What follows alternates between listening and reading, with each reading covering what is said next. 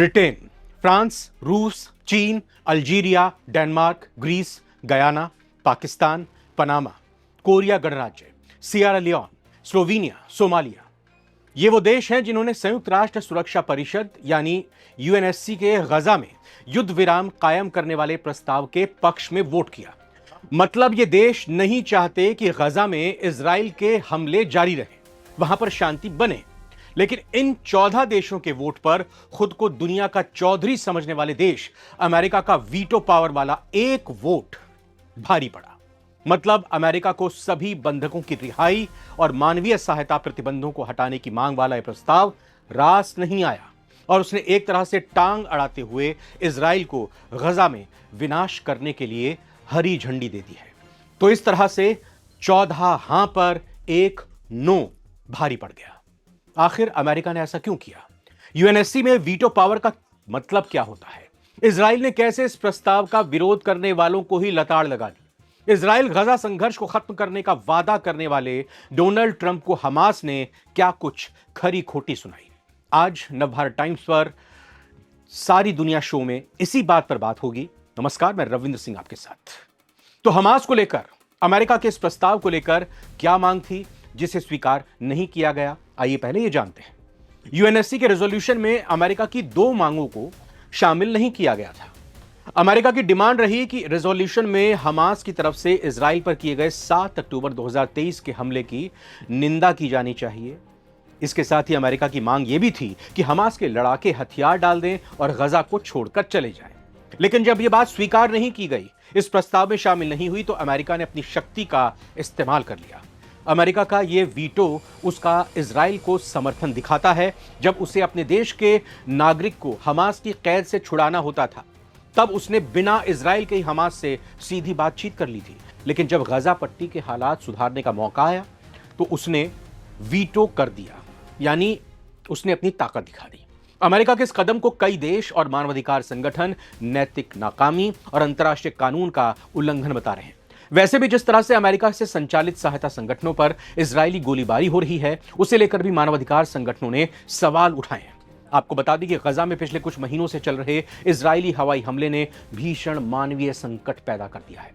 स्वास्थ्य मंत्रालय की माने तो 54,000 से ज्यादा फिलिस्तीनी नागरिकों की मौत हो चुकी है, जिनमें ज्यादातर महिलाएं और बच्चे हैं। यूएन और मानवीय संगठनों ने गजा में तुरंत युद्ध विराम यानी सीज फायर और मानवीय सहायता की अपील की है, लेकिन अमेरिका के वीटो ने इन प्रयासों को विफल कर दिया है, इस पर ब्रेक लगा दिया है। अमेरिका के जरिए वीटो लगाए जाने पर हमास ने तीखी प्रतिक्रिया दी है। सीनियर हमास नेता बासेम नईम ने अमेरिका के इस कदम को शर्मनाक और निंदनीय बताया है और कहा है कि यह फैसला उन मूल्यों के, उन वैल्यूज के खिलाफ है जिनका दावा अमेरिका इंटरनेशनल मंचों पर करता रहता है। इससे साफ संदेश जाता है कि अमेरिका नहीं चाहता कि इस तरह से सीज फायर हो। हमास प्रवक्ता बासेम नईम साफ कहते हैं कि चाहे इस फैसले का बातचीत पर कोई असर हो या ना हो, लेकिन यह अमेरिकी रवैया बेहद शर्मनाक है। यूनाइटेड नेशन में अमेरिका के प्रतिनिधि ने हजारों निर्दोषों की जान बचा सकने वाले प्रस्ताव के खिलाफ कैसे वोट कर दिया, यह भी सवाल है। दरअसल यहां पर कहा गया है कि अमेरिका का लगातार इजराइल के पक्ष में वीटो इस्तेमाल करना यह दर्शाता है कि वहां की सरकारें बदलती हैं, लेकिन इजराइल के प्रति झुकाव नहीं बदलता, जबकि इजराइल की नीतियां अंतर्राष्ट्रीय कानून का खुला उल्लंघन करती हैं। अमेरिका चाहता क्या है?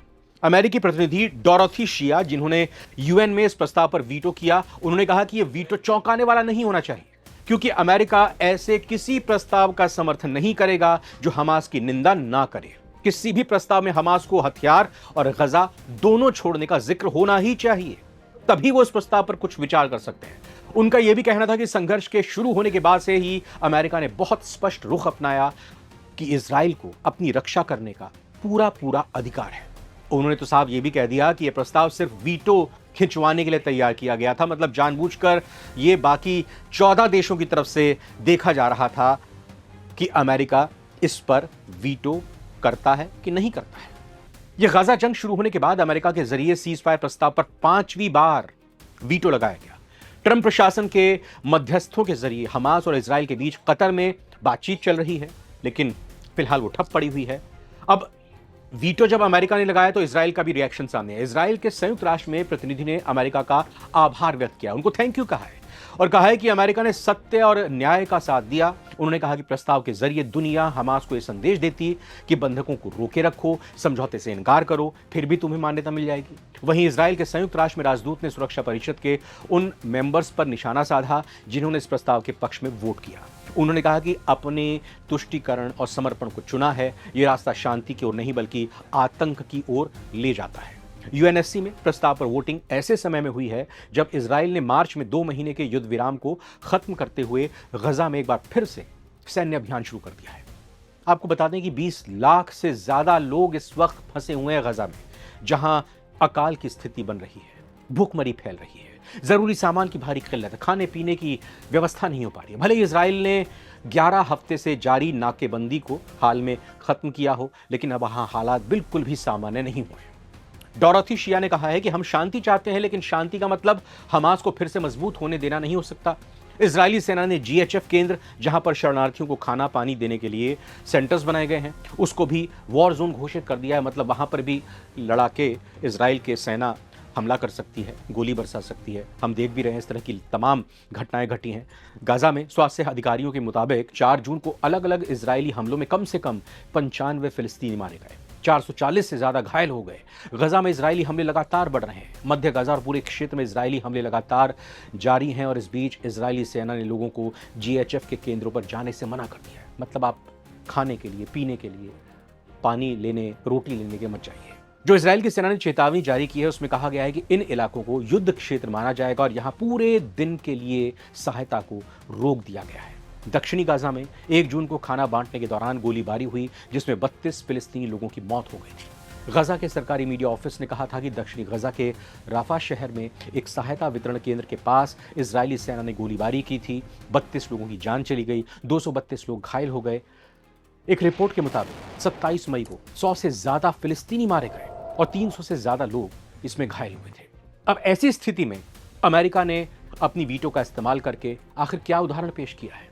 वीटो क्या होता है? सवाल यह भी मन में होगा।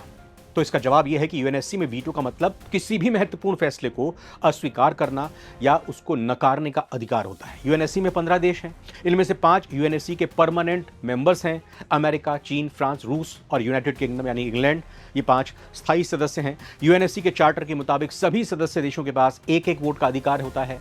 किसी प्रस्ताव के पास होने के लिए 9 सदस्य देशों के समर्थन की जरूरत होती है। अगर कोई देश प्रस्ताव का समर्थन नहीं करता तो वोटिंग से बाहर हो सकता है, एब्सटेन कर सकता है। यहां यह साफ कर दें कि किसी प्रस्ताव पर नेगेटिव वोटिंग का अधिकार केवल परमानेंट 5 सदस्य देशों के पास ही होती है। वहीं यूएनएससी में वीटो का अधिकार केवल परमानेंट 5 मेंबर्स के पास होता है।